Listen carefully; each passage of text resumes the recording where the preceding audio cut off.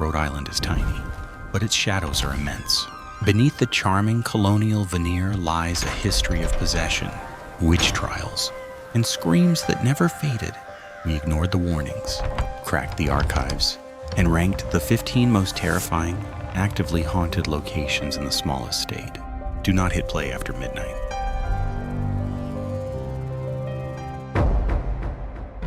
One, the Conjuring House, Burrillville. The secluded 14-room farmhouse in Burrillville, Rhode Island, carries a history far older and darker than the 1970s investigation that made it infamous. Known locally as the Arnold Estate, the land saw generations of documented tragedy before the Perron family arrived. 2 suicides, a drowning, and the deaths of 4 children due to unspecified illness or misfortune. This density of misfortune, coupled with the local legend of Bathsheba Sherman, a 19th century resident accused by neighbors of witchcraft and child sacrifice, created a malignant locus of energy. When the Perron family moved in, they were immediately subjected to unseen forces. The first assaults were mild, objects disappearing, faint scratching noises, and the persistent smell of rotten flowers, but the dominant entity, believed to be Bathsheba, soon escalated its physical and psychological targeting.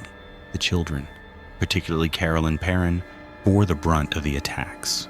They reported seeing a woman with a crooked neck and hearing voices speaking an ancient language from inside the walls.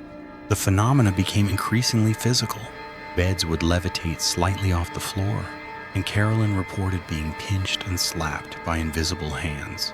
Developing unexplained bruises, accounts consistently mention the pervasive odor of putrefied flesh that accompanied the spirit's immediate presence, coupled with severe, inexplicable temperature drops localized to specific rooms.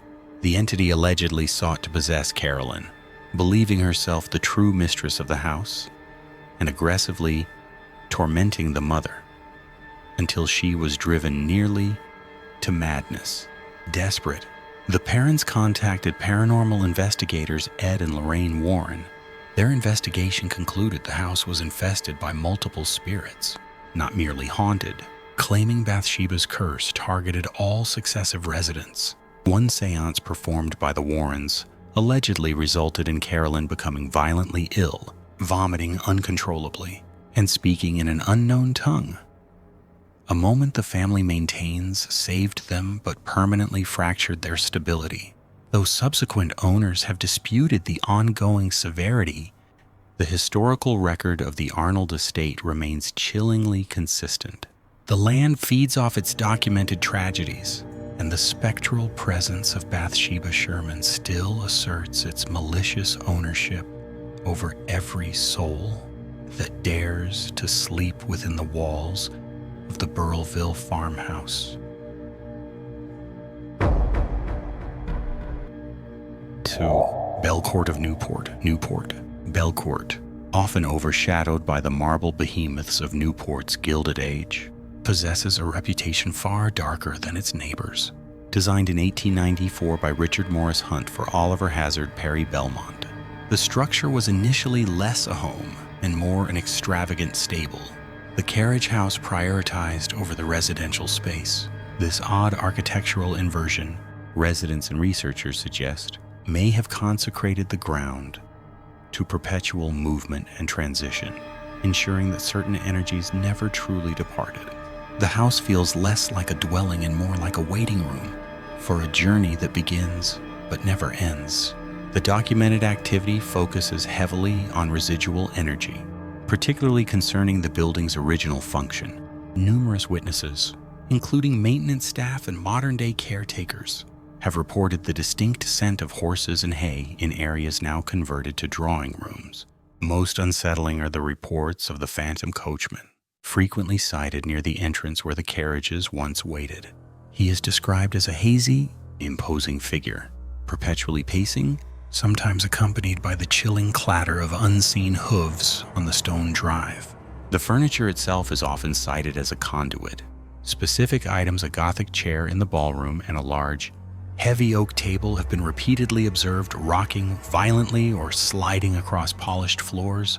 independent of any seismic or physical trigger. These aren't merely faint echoes. They are dynamic, observable events suggesting something massive trapped within the foundations. Belcourt is not haunted by former residents, but by the relentless, demanding mechanism of the Gilded Age itself, forever waiting for the Belmonts to return. 3. White Horse Tavern, Newport. The White Horse Tavern, operating since 1673, serves as a repository of violent colonial memory, its narrow hallways retaining energies inconsistent with the present day. The most commonly reported spectral resident is a Hessian mercenary from the Revolutionary War, whose presence manifests almost exclusively in the main dining room after 10 p.m.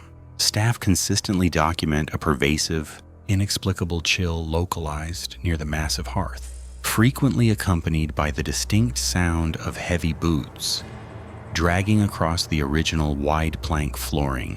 This unsettling auditory phenomenon is corroborated by multiple independent testimonies spanning decades, suggesting not a psychological projection, but a persistent, residual haunting anchored to the building's service during the conflict. Another distinct entity occupies the second floor, an older colonial woman associated with the former lodging rooms. Her arrival is typically heralded by a distinct, heavy scent, a mixture of lavender and stale pipe tobacco, an odor noted even when the building is entirely empty. Cleaning crews are reluctant to enter the northwest corner room alone, citing the unnerving sensation of acute surveillance and the unmistakable squeak of a phantom rocking chair beginning its slow, rhythmic movement just behind them. Perhaps the most compelling evidence of the tavern's refusal to shed its past occurs long after closing. Witnesses stationed across Marlborough Street report hearing the jarring sound of colonial revelry, followed abruptly by the crash of shattering glass. This historical echo, suggesting long-dead patrons still refuse to leave their 17th century refuge, confirms the tavern remains occupied by clientele whose checks were settled centuries ago. 0. General Nathaniel Green Homestead, Coventry. The General Nathaniel Green Homestead in Coventry, Rhode Island, is less a monument to comfort and more a historical document rendered in wood and stone. Constructed circa 1770, this structure was the domestic base for the man whom George Washington considered his most trusted tactical mind. Yet, Green's life here was defined by absence. His years of command often saw him traveling thousands of miles, leaving behind his family and the heavy silence of the rooms where strategy was conceived. The house remains permeated by the residual tension of the American Revolution, a static charge of anxiety that seems perpetually affixed to the walls. Researchers and caretakers tasked with preserving the property consistently report phenomena that defy conventional explanation, always linked to the periods of Green's most intense command pressure. The most frequent manifestation involves auditory evidence, the faint, rhythmic scratching of a quill pen on dried parchment emanating from the study late at night, often when the room has been secured and emptied hours prior. This sound is sometimes accompanied by the low, rapid thud of boot heels pacing the floorboards upstairs, a sound too heavy and deliberate to be wildlife or structural settling. Those who encounter the presence describe a profound, cold feeling of being intensely scrutinized, as if one is interrupting a crucial military deliberation. Historical societies have documented reports detailing the movement of small objects, maps, or surveying instruments found subtly repositioned on tables, mimicking the actions of a man obsessively reworking his plans. The prevailing theory suggests this is not the apparition of Green himself, but rather a persistent, non-interactive echo of his singular, unrelenting dedication. It is the palpable ghost of duty, the consequence of a commander carrying the weight of the war in his mind even when at home. The homestead, therefore, does not simply house history. It continues to replay the spectral burden of early American strategy, a cold, repetitive cycle of anxiety etched into the very fabric of the structure, proving that some decisions are too monumental to ever truly conclude.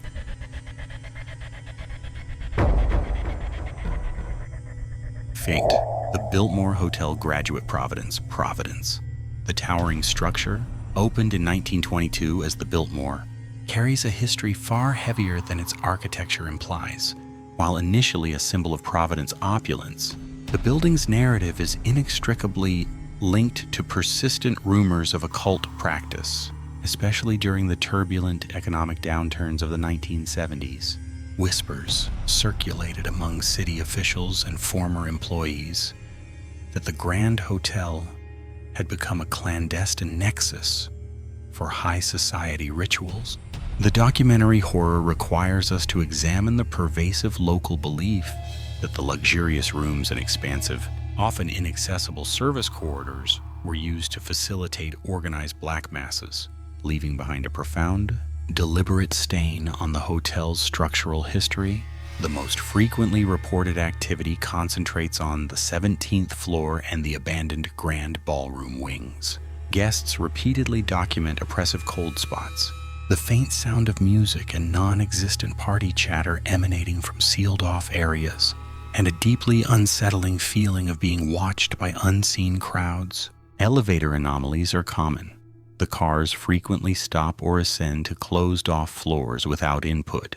Staff avoid the higher floors late at night, citing repeated sightings of dark, shadowy figures moving swiftly through the hallways, often described as male and wearing outdated formal attire, suggesting the lingering presence of those alleged participants. The haunting is subtle but rooted in malice.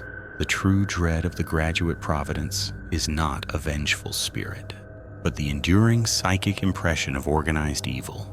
The presence manifests not as an accident of death, but as a deliberate residue from sustained, organized occult activity. Those who investigate confirm that the atmosphere suggests a profound and ancient corruption, a cold, calculated wickedness that, decades later, still keeps its reservations within the walls of the Biltmore. 6. The Carriage Inn, North Kingstown. The structure known today as the Carriage Inn, nestled off Route 1 in North Kingstown, stands as a preserved echo of colonial Rhode Island's post-road infrastructure. Its logs and timbers have borne witness to generations of desperate travelers, wartime movement, and the harsh realities of early 19th century life, when mortality rates ensured that not every patron who checked in ever checked out. Documentation from the 1970s renovations noted structural anomalies in the second-floor hallway, a persistent cold pressure point that defied ambient temperature readings and remained localized to a 6-foot span, regardless of external climate control efforts. The most frequent account reported by modern staff and overnight guests centers on residual auditory phenomena. These manifestations are not malicious, rather, they are cyclic and distinctly tragic. Witnesses describe the muffled but clear sound of a woman weeping, perpetually originating from the vacant room adjacent to the original proprietor's study. This sound is invariably preceded by a sharp drop in static electricity and the fleeting, anachronistic smell of extinguished whale oil.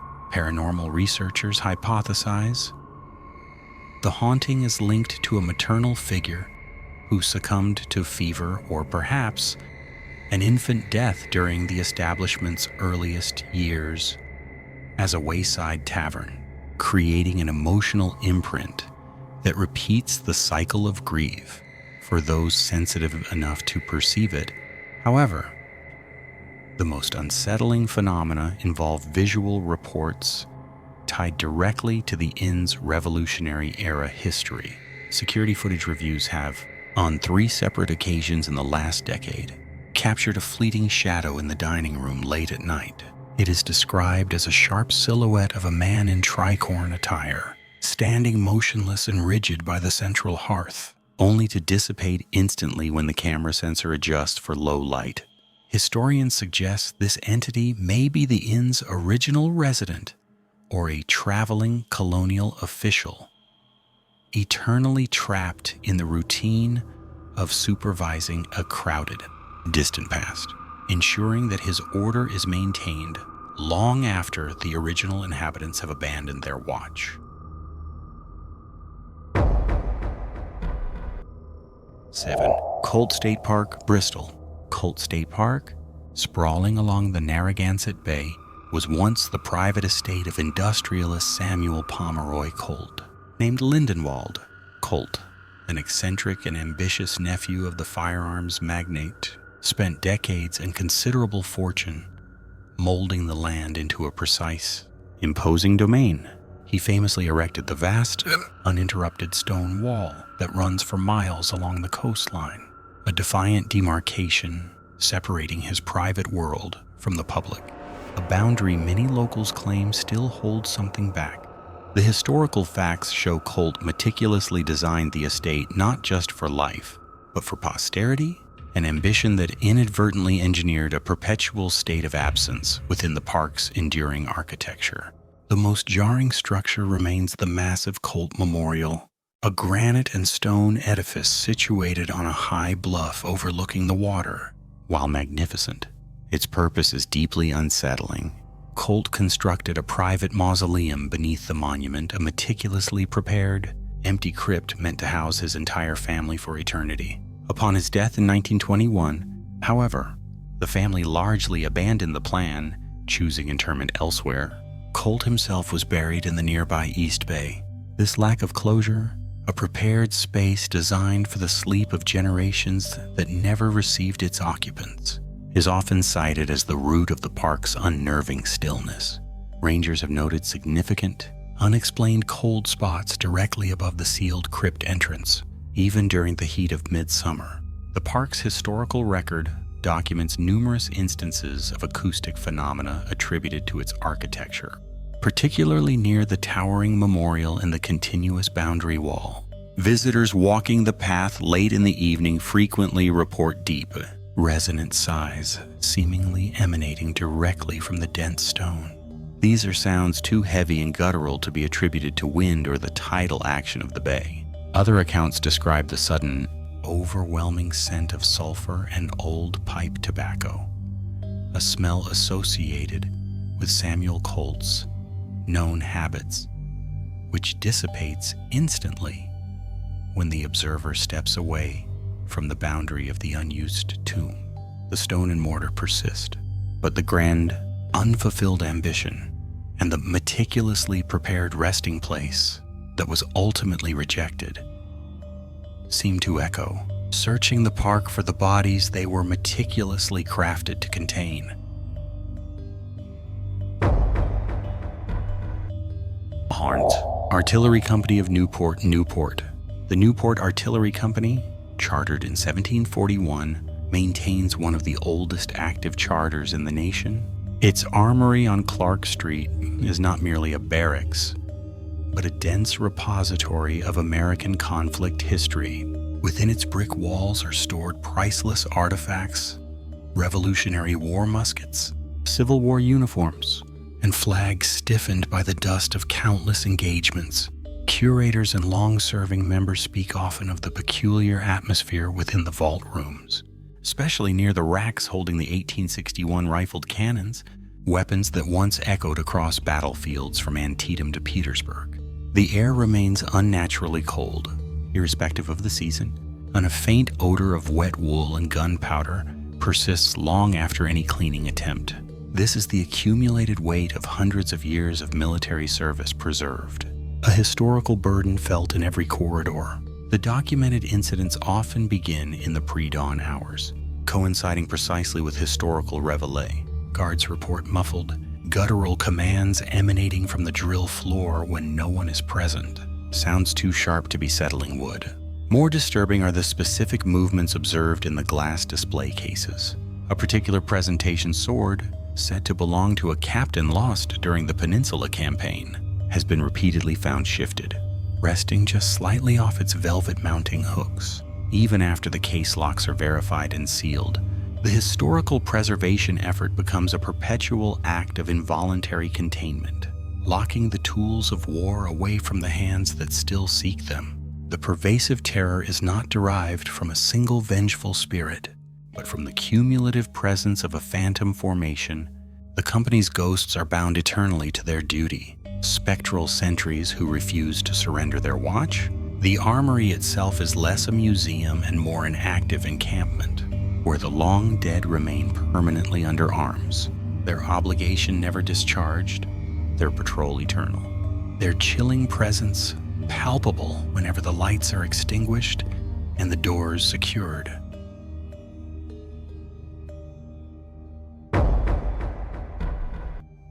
Knowing Purgatory Chasm, Middletown. The structure of Purgatory Chasm in Middletown, Rhode Island, is a textbook example of differential erosion. A vast 160-foot-long geological fissure in granite schist, carved deep by glacial meltwater and Atlantic wave action. Its formation is explicable, its nomenclature is less so. Purgatory suggests a theological application of the landscape, a boundary, a place of temporary suffering or eternal weight. Records from the late 19th century frequently cite the location as a site of melancholy fatality, particularly concerning those involved in the coastal trade or victims of financial ruin. The documented history shifts the tone from natural wonder to existential dread, where the abyss serves as a literal and figurative endpoint for human despair. The granite walls retain more than saltwater residue. They retain the memory of intent. One persistent local narrative, often dismissed as 1930s romantic sensationalism, involves the tragedy of a local woman, variously named Elizabeth or Mary, who purportedly ended her life at the chasm's edge after receiving news that her husband's whaling vessel was lost with all hands. Subsequent reports, dating from 1952 through 1988, detail a repeating visual phenomenon, a figure observed standing near the eastern rim, always looking seaward, momentarily visible before dissolving into the spray mist. Witnesses uniformly describe the figure as wearing heavy, dark wool clothing typical of 19th century coastal apparel. Despite the figure existing outside any recognized historical reenactment or known individual, the key geological feature is the chasm's ability to amplify sound and wind. Researchers initially attributed the distinct, low-frequency human moan, sometimes detected near the drop-off, entirely to the Venturi effect, where high winds are forced through a narrow space. However, spectral analysis of audio recordings obtained in 2017 during non-windy conditions showed acoustic anomalies consistent with the human vocal range, specifically a sustained, low B-flat. This residual sound, appearing independent of air pressure or human presence, suggests the granite amphitheater acts as a permanent resonator for residual traumatic energy, trapping the enduring sound of waiting and lamentation within the structure itself. The chasm is fixed. The suffering, it seems, is equally stationary.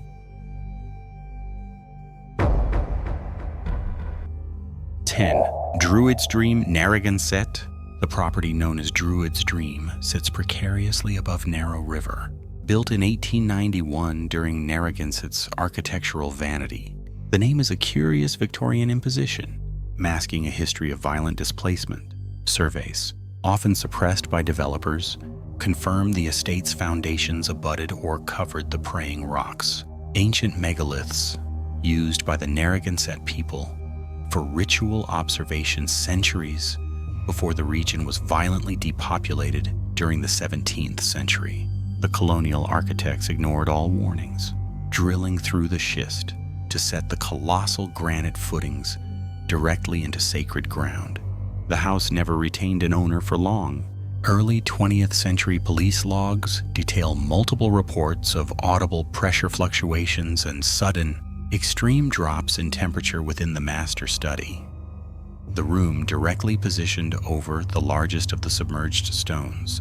These events were often accompanied by a low, persistent humming, described by a visiting structural engineer in 1913 as sounding like a distant, grinding chorus. The phenomena intensified during late autumn, corresponding precisely to the traditional Narragansett harvest observances. The most disturbing element involved the visual manifestation of shadows that did not conform to any light source. They were narrow, distinct outlines, described less as human figures and more as the silhouette of an upright stone object, scraping slowly across the wide, varnished floorboards of the ground level. The present owners, who acquired the dilapidated structure in 2019, attempted extensive renovation. A ground-penetrating radar utilized during demolition confirmed the existence of large, shaped stones beneath the foundation that required specialized equipment to remove and relocate. Off-site, following the stone's disturbance, the auditory phenomena ceased, replaced by a profound, suffocating silence. However, local historical records confirm the silhouettes are no longer confined to the interior. They are now observed moving across the exposed granite face of the house itself, traversing the exterior walls and fading only when they reach the roof line, where the shadow of a monolithic shape pauses, staring out toward the ocean, completing its long, documented vigil.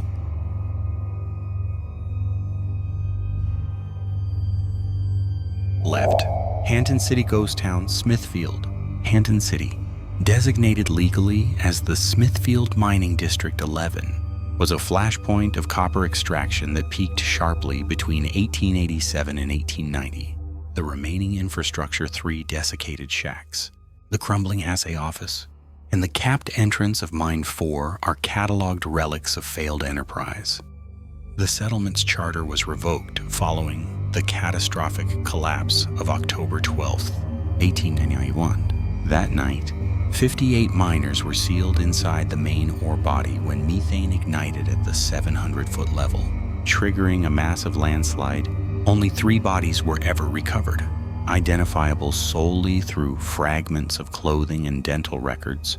The remains of the other 55 were left within the unstable earth, deemed unreachable. The site was abandoned immediately. Tools, personal effects, and the crucial pay ledger left untouched. Since 1953, official Bureau of Land Management reports detail consistent auditory anomalies centered precisely on the collapse zone. These are not geological events. Witnesses consistently report the rhythmic striking of heavy metal on metal, the sound of 19th century deep mining drills occurring exclusively between 11 p.m. and 4 a.m., aligning exactly with the abandoned night shift schedule. Furthermore, documented temperature drops, plunging 30 degrees Fahrenheit within seconds, often precede the distinct sound of heavy, dragging boots emanating from the rusted tin floor of the assay office. Investigators often attribute these findings to environmental instability or mass suggestion, yet the documented reports, spanning uncorrelated decades and sources, persist. The most compelling evidence pertains to the Smithfield pay ledger, recovered in 1968. Researchers noted a precise pattern of smudging on the final entry page, corresponding to the disaster date. Forensic analysis confirmed the residue as dried human grease and oxidized mud, centered above the names of the 55 unrecovered men. Annually, on the anniversary of the collapse, despite being stored in climate-controlled archives, these smudges reappear, slightly darker, subtly thicker. It is the signature of the abandoned, the dead perpetually attempting to sign out, their final wages forever outstanding.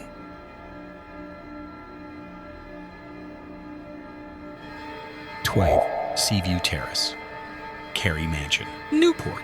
The structure known today as Seaview Terrace Carey Mansion is an architectural anomaly. Commissioned by Edson Bradley, the Newport estate is famous for the incorporation of the remnants of the 16th century French Château de Tracy. Massive sections, including the Great Hall and the elaborate 2-story Gothic chapel, were dismantled in Europe and reassembled stone by stone on the Rhode Island coast. Starting around 1907, This monumental effort to house the past resulted in a profound disturbance, establishing an atmosphere of inherited melancholy and strange echoes in the structure's cold, imported granite. Within the manor, the Bradley family experienced tragedy. Eleanor, the daughter, succumbed to illness shortly after the transplantation was complete. Local accounts maintain that her presence never left the edifice, concentrating specifically around the imported chapel and the adjacent Gothic room. She is reportedly heard humming sorrowfully or seen as a transparent figure seated by the vast, carved hearth. Witnesses describe a profound, lingering sadness attached to these spaces, a weight heavier than the century-old stones themselves. The phenomena persisted through the building's subsequent uses, including its time as a boarding school and during its tenure as part of the Salve Regina campus. Maintenance staff and students consistently report temperature drops and auditory phenomena. The faint sound of a young woman singing a non-discernible tune, always emanating from the upper level near the chapel apse. The consensus among those who have worked inside 12 Seaview Terrace is that the house was built specifically to cage the sorrow of a previous century, binding the spirit of Eleanor permanently to the transplanted heart of France. 13. Fort Wetherill, Jamestown.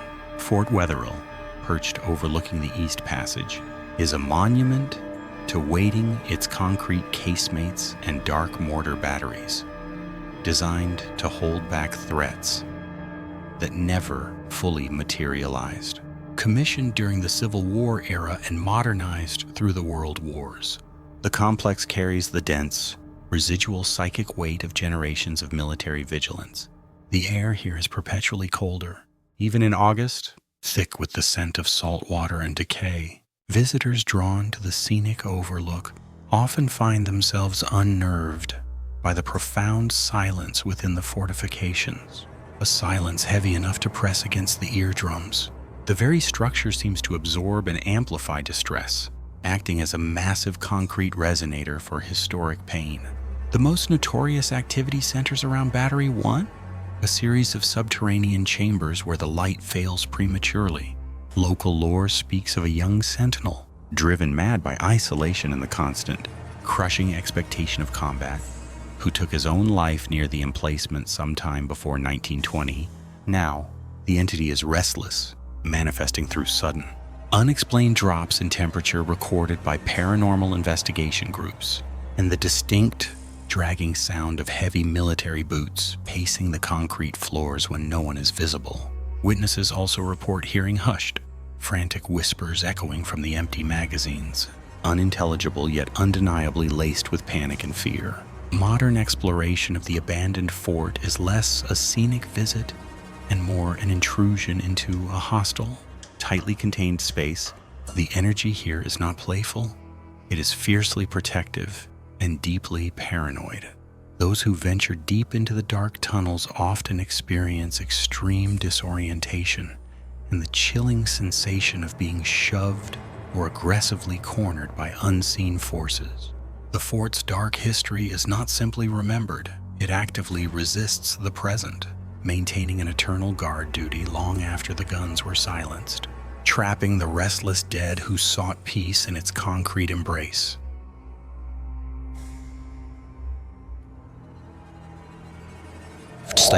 Ladd School Former Asylum, Exeter. The Dr. Joseph H. Ladd School in Exeter, Rhode Island, rarely saw a clear day for its residents.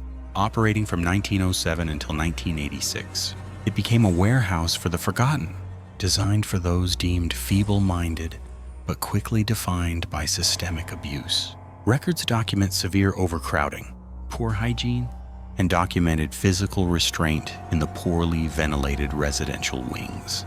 The density of suffering concentrated in these brick buildings, now decaying into the New England soil, created a residue far heavier than a standard specter. State reports detail infants dying in unheated rooms and patients locked indefinitely in isolation cells, an intentional severing of human connection that now demands recognition. Today, research teams focus on the former infirmary and the old laundry building, notorious sites for unrecorded deaths and clandestine burials. Empirical data collected via electromagnetic field detectors consistently spikes around the second-floor dormitories, often concurrent with distinct auditory phenomena reported by local historians. Low, rhythmic whimpering sounds that lack a clear source point but permeate the ductwork. Photographic evidence from the 1990s onward, primarily taken in the locked wings, frequently displays light aberrations and linear distortions that resist conventional explanation, suggesting residual energy trapped within the structure's failing infrastructure. The horror of Ladd School is not a malice-driven haunting, but documentation of chronic trauma imprinted onto the environment. Those who walk the grounds do not report encountering a singular ghost. They encounter the cumulative despair of thousands who died without dignity. The profound silence of the abandoned campus is a lie. It is merely the amplified sound of decades of institutional neglect, echoing indefinitely through the empty wards.